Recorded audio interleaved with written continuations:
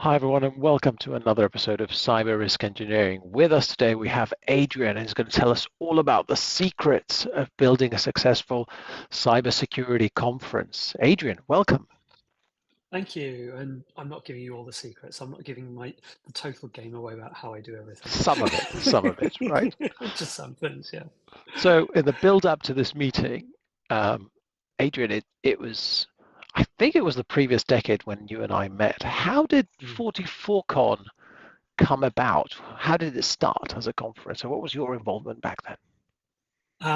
Okay. So I started thinking I want an event to go to as an alternative to going to Vegas Mhm. in around 2009.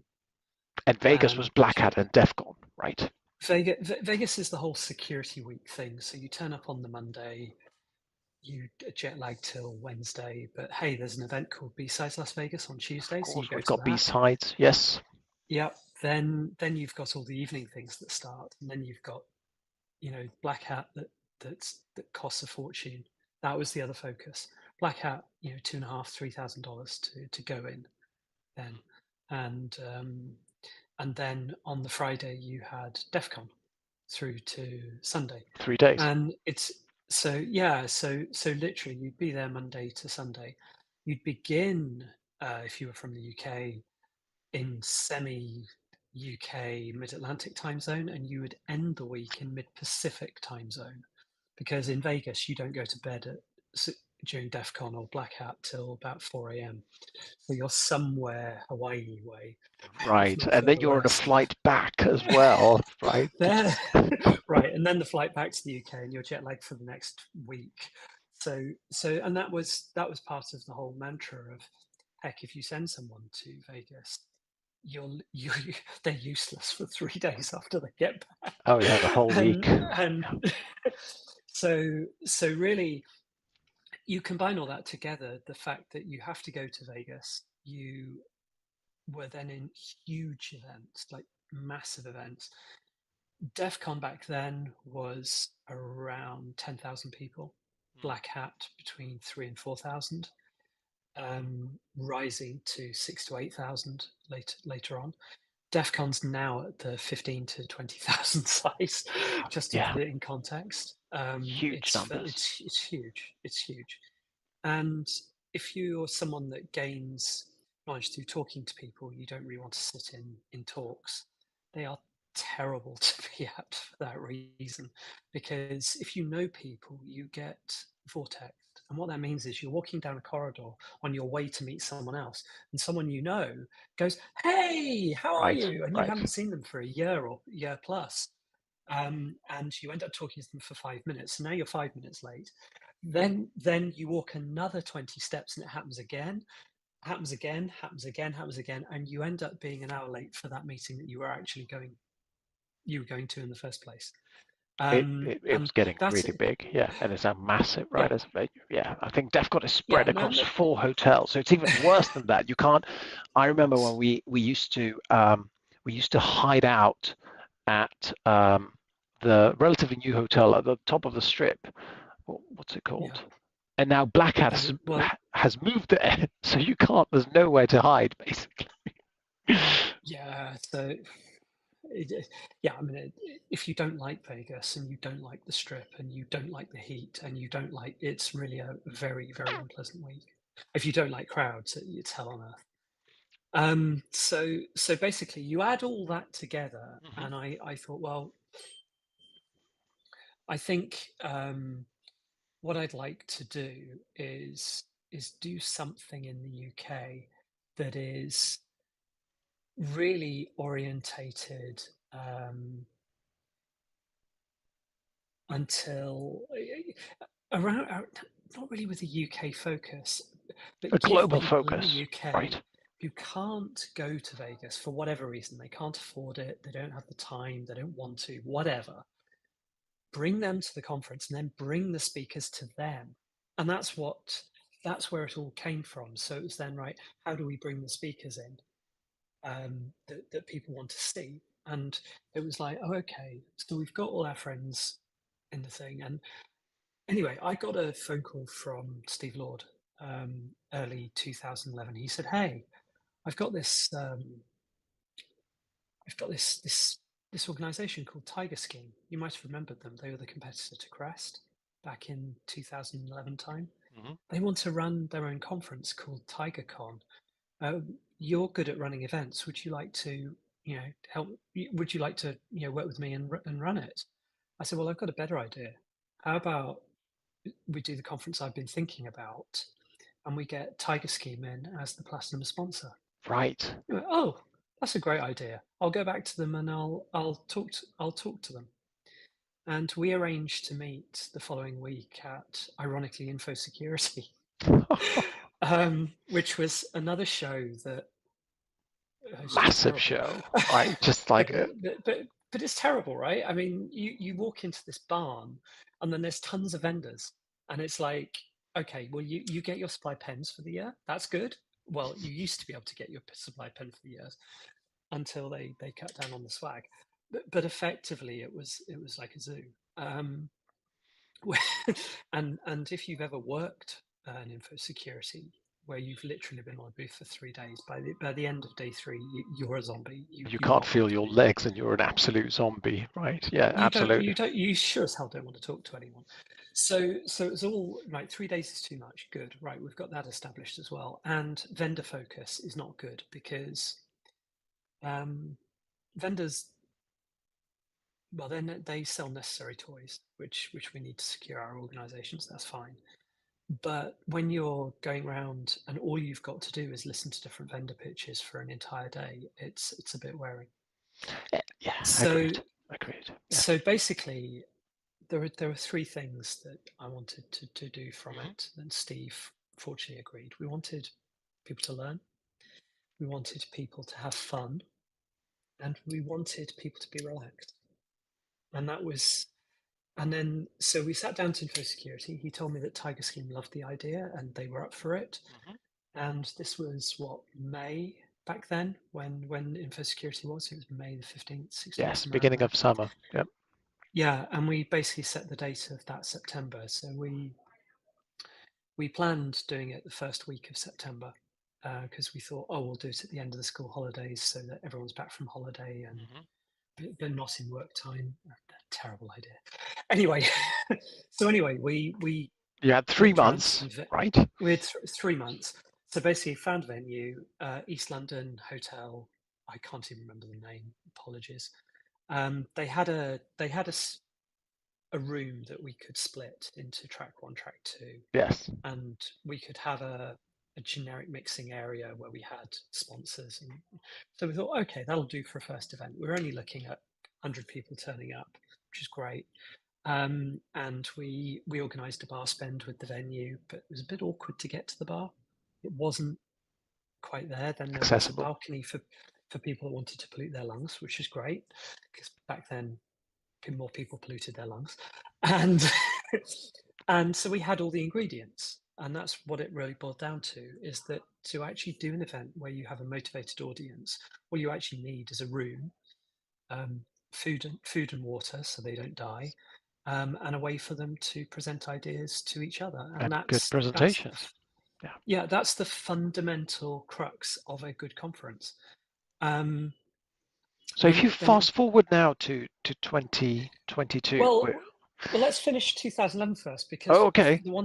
the thing we learned from that is, one, you rely on your friends when you're starting on these things up. All of the speakers in the call for papers were actually our friends.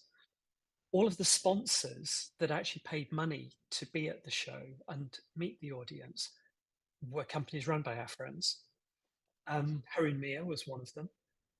So he hadn't started Thinkst, well, he'd started Thinkst then, but he hadn't come up with Canary at that time, I don't think. But either way, he was our opening speaker, the very first 44 con, Hmm. which is very good. He set the tone beautifully. I think his talk is actually online, so you can see it on our YouTube Oh, channel. we should link it from this YouTube video. I'll make sure that I'll Yeah, dig it out yeah, and link it. Yeah. yeah. Um, we also learnt from people at the event that putting on the time, that during school holidays made it extraordinarily stressful for them to come to the event. Yeah. Please put it in work time, not in holiday time. Okay, got it. So year two, we moved to the Millennium in Kensington. We were there for 2 years, and we moved then to the ILEC in West Brompton, and that's where we've been since 2014.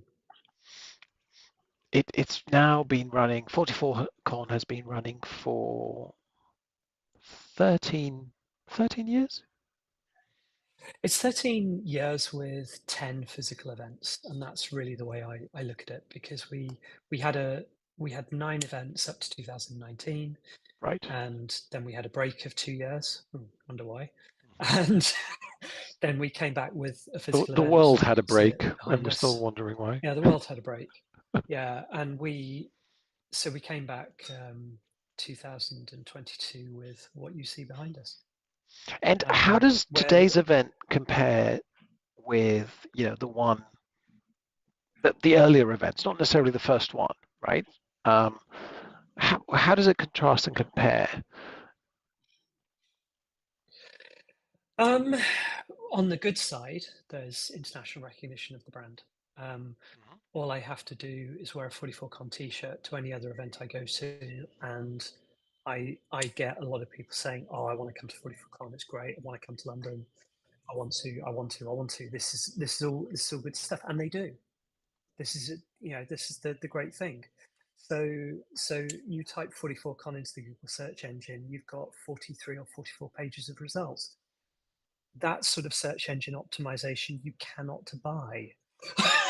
It really is phenomenal And that's in the terms quality of of how of it. the conference. I think that goes down to how you select Yeah. speakers, the venue, the activities that you do. Hmm. Do you feel that you've stayed loyal to the idea, to the brand, as it was originally laid out?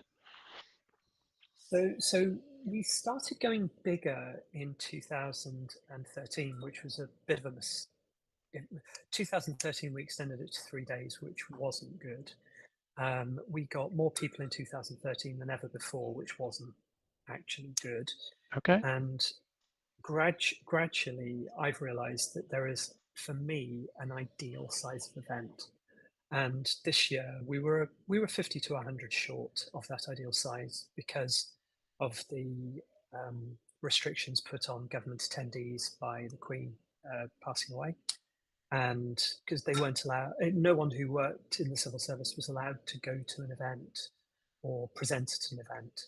So we lost a speaker. We lost definitely one speaker, and we lost a lot of attendees, a lot. So You that was. you mentioned um, that most conference organizers, and I've been involved with some conferences from the organization side, um, thrive for more numbers, right? We had, I don't know, 10, Mm, 100, 1,000, 10,000. You go, as you said, like you go to DEF CON and it's like, I don't know, 20, 30,000 people just marching through like ants between 4 hotels in Las Vegas. Um, and you don't thrive and strive for that, right? Your objective is not more no. numbers. So tell us a little bit about the logic there, because I think that's really important for our listeners. It's You've heard the mantra quality, not quantity, Of and I course. think that's really what I'm trying to do. We're not a free event. There is a cost of entry. Um, so to get to the event, you either pay, or you speak, or you crew. That's really the fundamental three ways of getting in. Makes sense. And the call for papers, we have a system now that's pretty cool. We used it for the first time this year. We're using it again next year. That should open in February. Um, and what we like are interesting talks. We like really, really interesting talks. Preferably you haven't presented them elsewhere. That's also uh, that's also nice. Um, because we do pay all the speaker costs, literally all of them. Right. So we don't want them being out of pocket at all for this event. And we also take care of the attendees. I'll flip it on the other side. I always build the event from the view of it's an event I would want to go to. Yes, I think that's very important. So let's stay on that a little bit, right? So you and I have been to numerous conferences as speakers, attendees, vendors, Mm. you name it, right? So what is the experience that you aspire an attendee to have at 44Con, and how's that different to some of the, big names out there, like your RSAs, your Black Hats, your DEFCONs? The first thing is great coffee and great tea. And No, how do you really. achieve that, really? Well, we have a partnership with one of London's best baristas, and they take the beans from Square Mile, one of London's best roasters, Right. and in one day we use 26 kilos of beans. It makes sense. You haven't met with someone for a year. You've been out, perhaps having a little bit one too many. You have an early start at 8 a.m., 9 a.m. What time does the conference start in the morning? We start a bit later now, so we don't Okay. really we don't really open the doors. You can't come in till 9:30. We're a bit more relaxed about that. And the first talk is around quarter to 10, 10-ish, somewhere around there. But either way, it starts at 10, and then we go on through the evening. So we back end the day rather Right. than front load the day. Um, really, because the drama of actually getting somewhere is sometimes very stressful, and we don't want people um, sort of feeling, oh god, it's a 9 o'clock meeting equivalent. We want to feel different mentally. Yes. And Um, how many track? I know you've started initially. There was one track, then two, then three, then back to two, and currently it's no, one. we started as two tracks. You started at two We then tracks. went. We started at two. We then went to two tracks plus two workshop tracks, then to three workshop tracks, Hmm. then to two tracks, two workshop tracks, and a secret track where you had to be invited. It was like a Chatham House rule Right, sort right. of thing that you had to know the Invite people only. Yep. to get invited to it. Yeah. So that was kind of fun. We had a whole secret CFP for that no one knew about, and so, so You should have yes. that. Not that I know anything about it. You should Um, have that but next year then, as well. but then during the whole time when we were doing a lot of virtual meetings, I realized that to a certain extent, what I wanted is everyone to come through the door, get settled, and then go, right, after this opening keynote thing, I've got five things I can choose from. And I began to think five is too many. Mm. So I've gradually cut that down. I've cut that down this year, 2022, to three things, which I think is nicer. Um, and we've gone down to one track. One track, there are lots of reasons for one track. I remember some of the best conferences I've been to have been single track. It changes your focus, um, and also the quality of that single track has to be very much higher. With two tracks, you can take a bigger variance of level of talks, because if people don't like one talk, they can always flip to the other track. Um, but with one track, where you're trying to have that as the focus, you have to be really focused. You have to really think about how it looks, which is partly why we focus very much on the look. We want it to look nice, so And if you we have go. one track, you really want it to be a good experience. So tell us a little bit about the look. Like what makes a good look in the single track of 44Con? So really, AV quality. So can people see the script, see what's going on? Can they hear the speaker?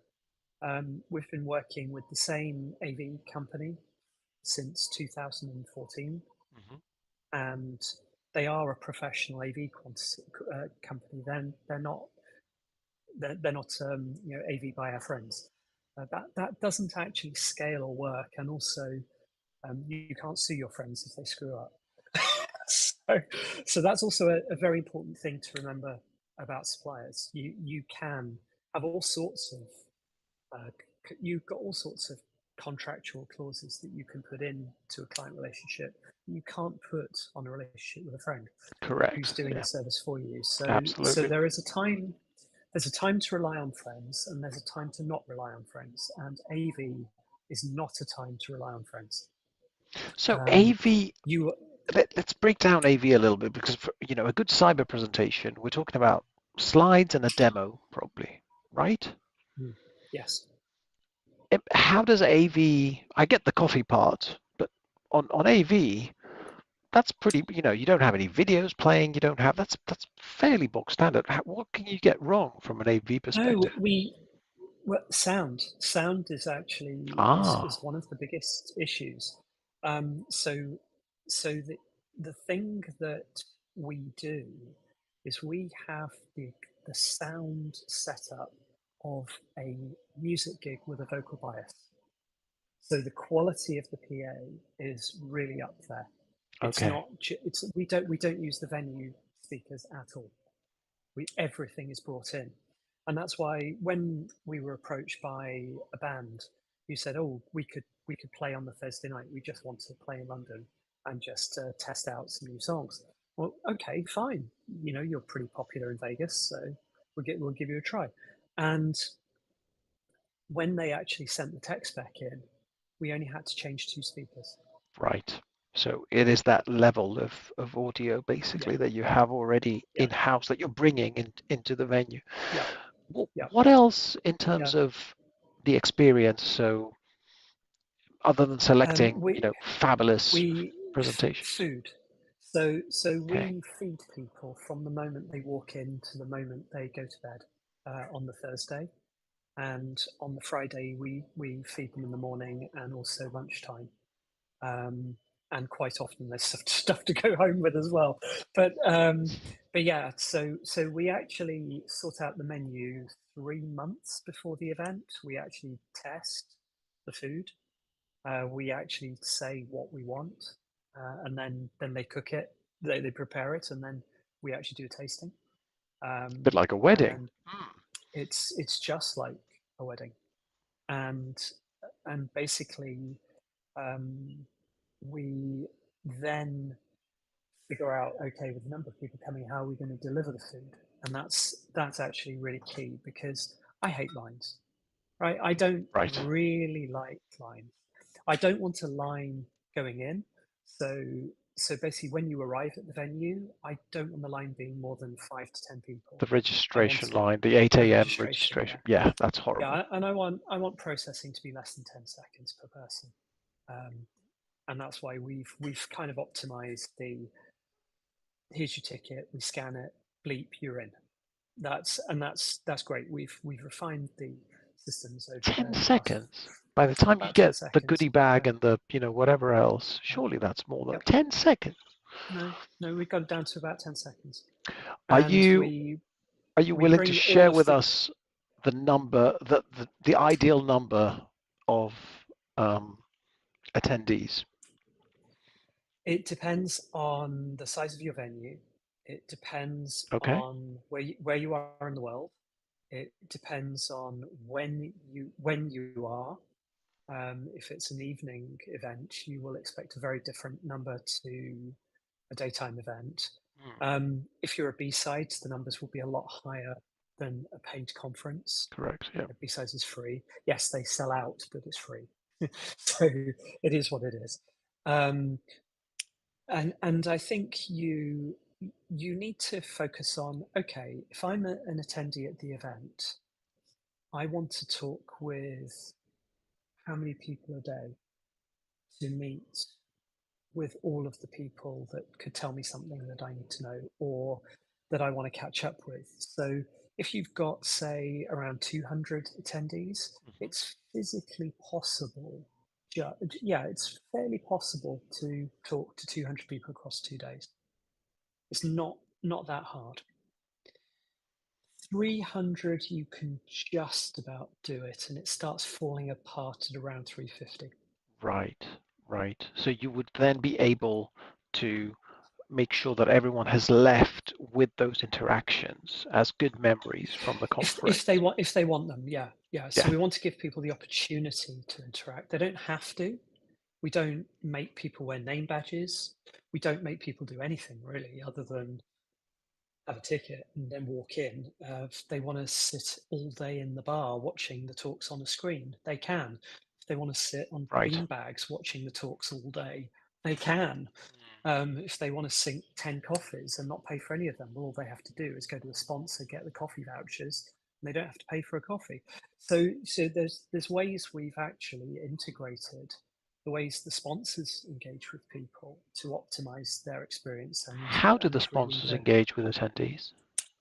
well, sponsors basically, when they, so if we take a new sponsor who's interested in sponsoring a 44Con that hasn't done 44Con before, doesn't really know anything about it, but has been to InfoSec, they think, oh, damn, we've got to spend £10,000 on a snazzy stand. We've got to pay for the Wi-Fi. We've got to pay for the Right, right. power. We've got to have like 6 staff because we've got to rotate them around because of the way the engagements work. And when they talk to us, we go, no, we don't want you to bring that. We want you to bring 2 or 3 pop-up banners. You get the Wi-Fi, you get the power. By the way, you don't have to pay for lunch. You go and have it with the attendees. No, there's no need to pay for coffee. Here are your coffee vouchers. You drink as many of those as you want, and any you don't want, you give to people who talk to you.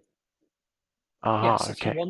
if you want to drink at the bar, here are your free vouchers. If you don't want to pay for anything at the bar, well, if you don't want to drink at the bar for as many vouchers as we've given you, you can give them to people who come to talk to you. Okay. And then vendors at this point go, oh right. So literally our cost is hotel rooms for a couple of nights and a couple of pop-up banners. Yeah. Oh, and yeah, whatever we want people to wear if we want to do specific t-shirts for the event. And suddenly we're a very cheap event to actually sponsor in terms of the marketing budget. And then we get people who bring 4 pop-up banners and a ton of swag, and then they want to screen, and then but that's a natural extension. So if you think about Thinkst and Canary, they wanted a screen because they wanted to show the new Canary tokens working, Okay. because they had a way of highlighting commands being put in a shell that you thought were dangerous, triggering canary alerts. And so they were showing that working, and that had been invented. Someone had basically made the canary do that the previous week. So this was pretty fresh. So they were demoing it happening, and they were giving away their swag. But really, it was just 3 people, 4 pop-ups, a screen, It and wasn't the a whole couple of laptops. entourage that you need to take with you, No, to the big, and also the time that you have to, allocate for the 6 people to be in no. rotation. I mean, setup time was for them was around 20 minutes. Right. You know, if you've ever done a standard info security or even black hat, your setup is more like 6 hours. Oh yeah, easily. Easily. The exhibitor And hall opens the day before at Black Hat, right? but you're knackered before the event even starts because of the stress of setup. We don't want that. We want sponsors turning up the previous day. If they want, they can send their stuff to the venue. We will actually secure it, rather the venue will secure it. So it's all there. Hmm. When they get there, they just unbox it, pop it up. They're done. So here's a question. You've told us we're coming up to the half-hour mark, and for those listening on the YouTube live stream, um, we're live on chat as well. You can send us your questions there. We allocate 15 minutes towards the end for questions. Of course, Twitter and other social media is available as well. So do drop in your question. This is a really exciting. For me, it's really insightful and exciting to get this overview because it sounds like, Adrian, you're doing little things that add up to like a big experience that is Mhm. different for attendees. What are your no-go areas? What constitutes like a bad conference for you? What will you never do at 44Con? We don't do vendor talks. Okay, and why is that? What we do is we let vendors have 5 minutes. It's actually 3 minutes before some talks to just highlight what they're doing and come talk to them outside, and then that's Okay, fine. So they're like blip verts in got mentoring it. terms, and that's it. Mm. So effectively, a We vendor pre-introduces a talk, nothing to do with the talk, but they get 3 minutes, and yeah. that is their time. Okay, that's really clever. And what we also do is we don't let yeah, we actually filter at the CFP stage vendor talks that are submitted. We Yeah, actually of say no course, vendor talks, of but course. the panel are actually very good at spotting things that are hidden as vendor talks. So it's quite nice. Where it becomes difficult is threat intelligence based talks, where it's the threat intelligence team of a vendor that's actually done some great work Yeah. and has found some great things. We don't mind that so much if they're telling a good story, but what we don't want is a conference full of that. Mm. So so really it's there's a timeliness, there's a quality of speaker is also important. So as you say, there's lots of little things, and we apply the little things everywhere. It's from when you arrive, it's when you first go into the venue, what do you see, what do you have in your visual sightlines. Yes, we test that. We do move things around How do to you make test sure that? that, well, literally we start set up on the Wednesday, and once we're 90% set up, I walk outside, then I walk in, Okay. and then I move things around because I I drive the AV team mad. Um, I do a walk around with Phil, the director, and I go, Phil, doesn't work there. Can we move it to there? And he goes, yeah, and I can change the lights to highlight it as well. I went, great. Because we don't just have lights in the main room. We in the speaking track, we actually have them in the main room. They're very subtle, really subtle, but they're there, and they're hung from the ceilings. They're not in anyone's way, and they highlight specific things. And What do the it's lights beautiful. highlight? Give us an example. Well, basically, it gets people's attention. So literally, as people walk into the room, it's fascinating watching them scan from left to right, and where their eyes end up is always where you've put the lights. Of course, of course.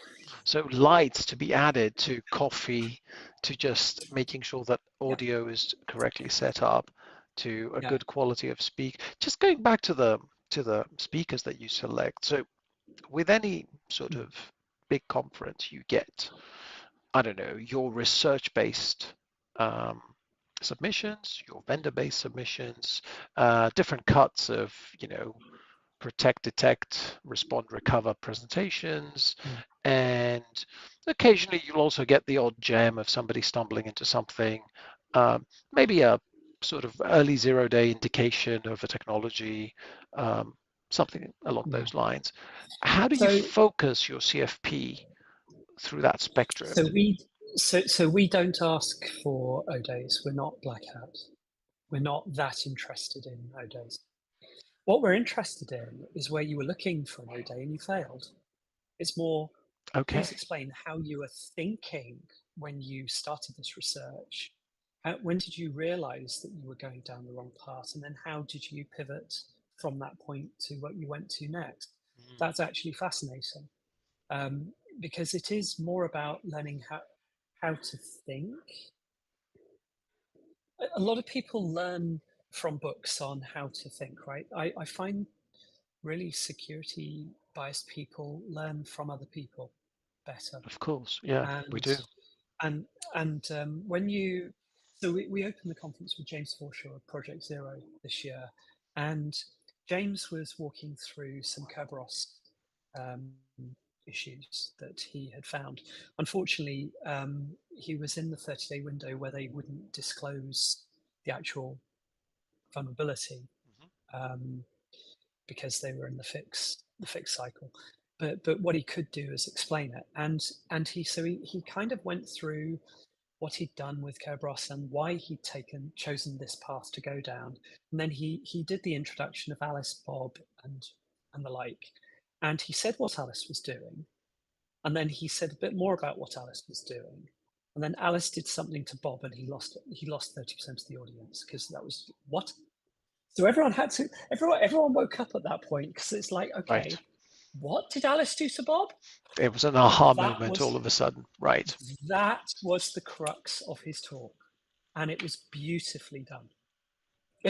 So even though there wasn't Suddenly, a 0 day that was released as part of the talk, right, and we couldn't care less about it, the experience and the thinking was embedded in all that were attending yeah, 44 and Con. that yeah, that really is it in a package. We had some other talks. We had someone that was breaking apart scamming rings, but they were physically involved as well as from a cyber security perspective. And he introduced his talk as I've been poisoned, shot, put in jail. Um, and you think, well, those sort of talks don't work very well at a conference. Ah, no. Here, the lesson was how to blend the physical intrusion side with the cyber intrusion side, and how to look after yourself in hostile environments.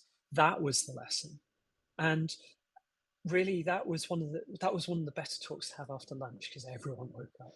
Yes. Yeah, Yes. so actually timing when people talk, we go through agonies deciding when people are talking. Some people are best open at the start of the day. Some people are better at the end of the day. Some people are best pre-lunch. Some are best post-lunch. It depends. It depends on the Sometimes, speaker. sometimes, yeah, sometimes you want to build a trend in the morning. Sometimes you don't. So sometimes you want to build an argument in the morning, then take down that argument in the afternoon. So it's really quite beautiful the games you can play with just Agreed. how you order the speakers. You have Um, a post COVID, you have a cyber oh, circus that is spinning up, right? And I was presenting at a conference earlier this year, and I realized that there were 12 breakout tracks.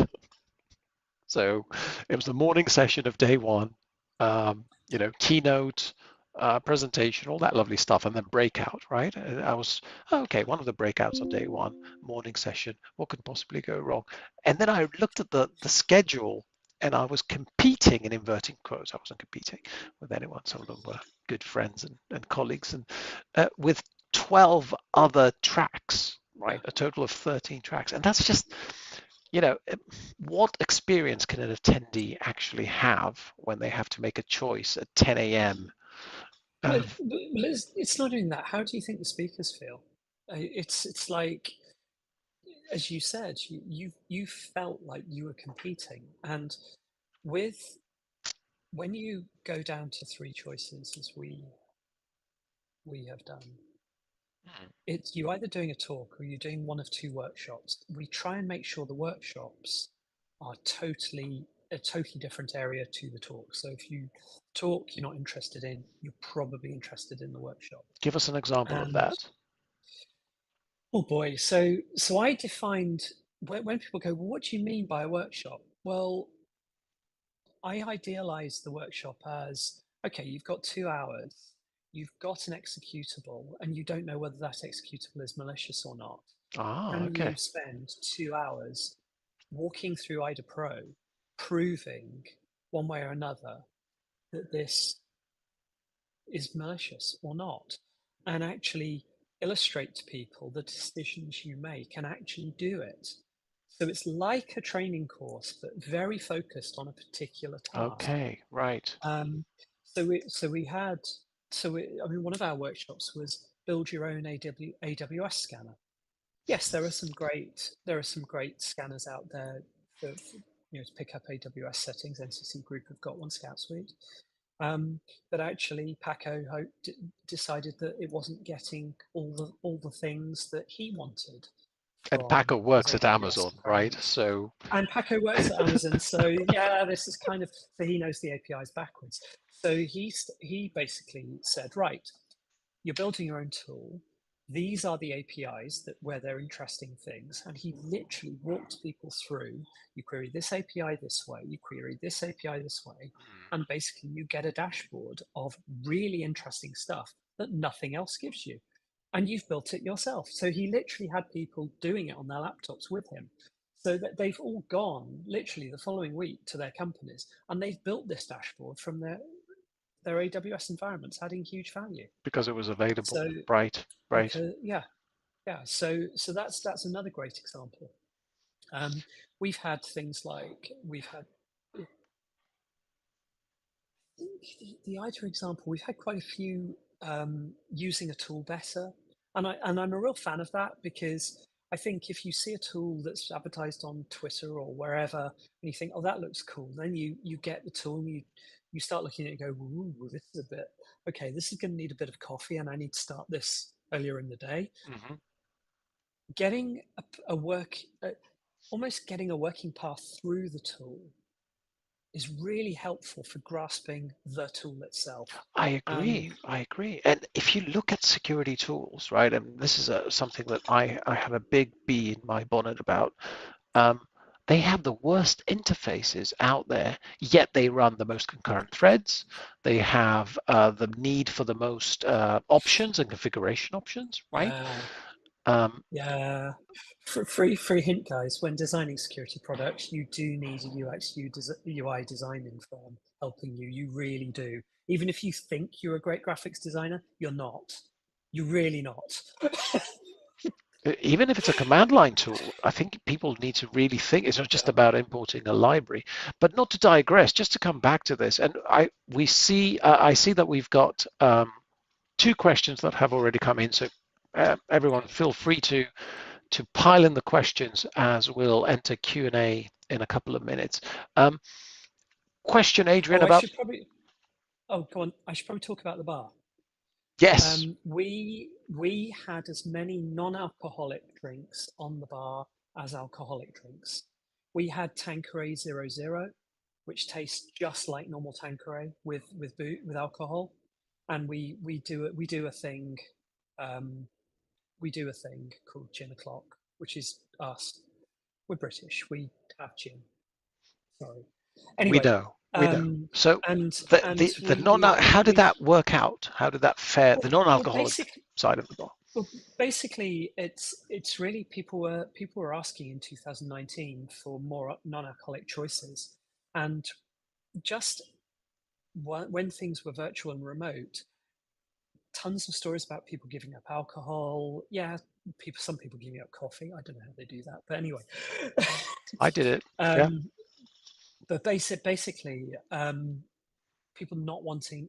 As people get older, they don't like waking up with hangovers, right? I mean, I hate hangovers. So last time I really got drunk, I think it was my wedding, but it was it's kind of at 44con. I was actually drinking the non-alcoholic gin, and it was amazing. And I I've was so started a trend in a few of the conferences, which is because typically they're either 2 or 3 days, right? So the morning of day 2 and day 3, if it exists, 6 a.m. gym. And oh yeah so yeah far, yeah it's yeah. picking up traction, something that we would never do 10 years back. Like, I can't imagine you and me being at the gym, at DEF CON in 2010 or Well, whatever. I took my bike to DEF CON and actually did training rides while in DEF CON, so maybe I'm Did not a great you? example. Yes, I did. Wow, that's brave. That's very brave. Um, No, a it's little great bit, mountains to the west. yes, and a big desert as well with snakes. So No, it's fine. The future for 44Con. What can we expect from you and 44Con in years to come? Well, 2023 is already in planning. We're actually in contractual negotiations with venues now. We pretty much have the dates 13, 14, 15 September 2023 as first option. So we may do an event the evening of the 13th, but I won't commit to it. We will be doing full days on the Thursday and the Friday. Thursday and Friday. So Right. yeah, with when it's difficult at the current times to figure out really how we do the community evening on the Wednesday. We did it in the past very successfully because we we knew there were a lot of people that wanted to come that couldn't spare the time in the following 2 days for whatever reasons. They'd sneak in on the Wednesday night. Are you trying I to don't catch know. people coming in through like international flights for the Wednesday night, or what's the intention? No, well, a lot of people actually arrive early, so speakers fly in Wednesday morning or Tuesday. So Right. they like doing something on a Wednesday night. Um, and the other night that we're going to focus on is the Friday night. I need someone to run an event for me on Friday night while we're closing the event down. Um, Kind of a retrospective event on Friday night. Is that what you Well, mean? or even just just run to it. What we can't do as the event organisers is leave the event when the event closes. We have breakdown for another 2 hours, Yes. so we cut. So it's not great us doing an event on the Friday night once we're finished. So we need to figure out a way of, okay, we'll enable the event, but we physically, I need someone to run it for me.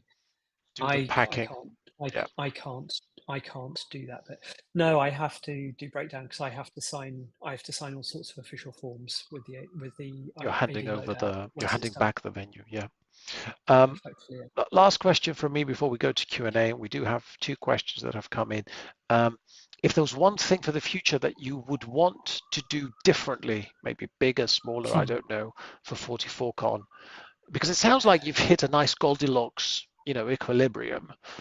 What would be the one thing that you would change, no matter how ambitious it might be? I did it this year. The number one complaint from 2013 to 2019 was I have nowhere to sit. So I fixed that this year. What do you do? Put benches everywhere? I did a room full of tables and then we did lunch on those tables. So we literally internalized the whole conference. So you didn't troop up to the restaurant to eat, you actually ate in the conference space. And And during the day, those tables were used by people meeting or chatting or working. It right, didn't really like a matter. breakout kind So, of area. but literally, we had a seat for every single attendee throughout the entire event. If you wanted to sit down, you had a chance to sit down. Mm. So that was the biggest bugbear. I that was harder to fix than I thought. One, because venues actually are physically restricted in what they can provide in terms of tables and chairs and stuff. Um, and and it took careful planning because the other thing we did is we ran something else on the Thursday night. We ran Threat Condition, which is a cyber um, tabletop exercise, but done physically between teams. So I basically came up with this idea in 2018, How many and teams did you I have for the tabletop? we had 60 people doing it, and 60 people in um, a tabletop. we we had How feedback many that it turns? was well, we had feedback that it was better than two other widely available tabletops that people had experienced in the past. I won't name them, but Wow. use your imagination. And we were asked, are we doing it again next year? Yes, we can sell tickets for it. Yes, I want to pre-book my space on this. So we had some very, very keen attendees. And also that was part of the mantra of I was changing the Thursday night from being purely alcohol focused. I Yes. actually I actually wanted content, but I didn't necessarily want speakers because people have been listening to speakers all day. So I came up with something else. Mm. So more of that will happen. More of that will happen. It sounds like you're on a good track of incremental updates to just continue improving the experience. So Mm. keep it up. Shall we go to Q&A? Sure. So first question that has come in, where can people access the recordings? So if somebody wanted to watch, It's 44Con TV on YouTube. and is there a Um, cost? no, they're all there. What we do is if you attend the conference, you get a private YouTube link a few weeks after the event. And then at around Christmas time, we put all the talks on YouTube because traditionally in the UK, Christmas is always a time where people are not working for a few days Right. or they're with family or whatever. And well, they can either sit and get drunk and watch TV or they can go to our YouTube channel and actually learn things. So we'll We're make giving sure people the option of content. And so we focus it on that time because we've had feedback that My goddess, you made Christmas bearable for me. Thank you. So that was kind Keeping of cool. people alive through talks, right? Yeah, so, Throughout. so that's what we do. So yeah, we could release the talks earlier, but there's no value because they're not O-Day focused talks. They don't have a timeliness factor. Indeed, and everyone's working to end of year, right? So Yeah. it's flat out now, and it would just add to the guilt trip of things that I'm not doing if you release them now. Um, Second question, um, why don't you scale to a bigger venue and more tracks? Because I don't want to.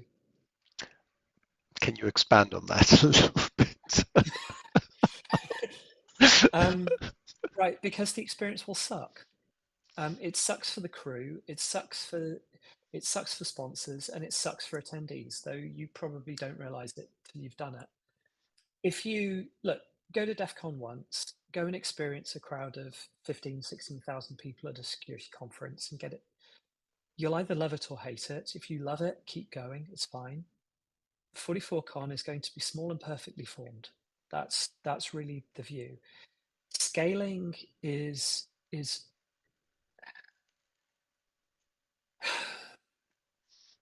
it something that I'll, is I'll there aren't that many good venues in London is the other problem. If you want to stay at around 300 to 400 people, there are actually only three venues. right? And there's a huge gulf between that 400 capacity venue and the next venue size, which is over 1,000. There's nothing at around 700 because, well, there was, and then they knocked it down. It was called Earls Court. Um, so, so you're kind of screwed, and you can get other places that will take your number, but then they're not quite joined together in the way that you need. I want to run it in one space, and I want to break that space up and use it in the way that that gives you a great experience. And I can't do that in Excel, for example. And when you walk in Excel, there's no atmosphere. It's sterile. It's very Nothing. bright. Yeah. It's nothing. It's You go horrible. up the stairs I and you just feel the cold surrounding you. well, yes, and it's not just that, but it's just when you're walking around, you get lost really easily because it all looks the same. Yes, yes, indeed. Yeah, absolutely. Mm. Well, thank you, Adrian, for that. That was, I mean, so insightful. For me, the biggest takeaway is that adding up little things to make the experience better actually gets a much, much bigger, better result, right? So keep up the good work. And I do hope that you find ways that you grow 44Con by the metrics that you measure, not just by numbers or, venue or seats. It'd be good to catch up, you know, later years and just see how the whole experience has evolved. Well, you have the dates for the 2023 event, so I hope to see you there now. I will submit a talk and let's see if I'm worthy to be a speaker there. Um, so with that in mind, I'd like to thank our audience for joining this YouTube live stream. We'll link on the actual YouTube video all the things that we referenced in this presentation. And of course, I'd like to thank Adrian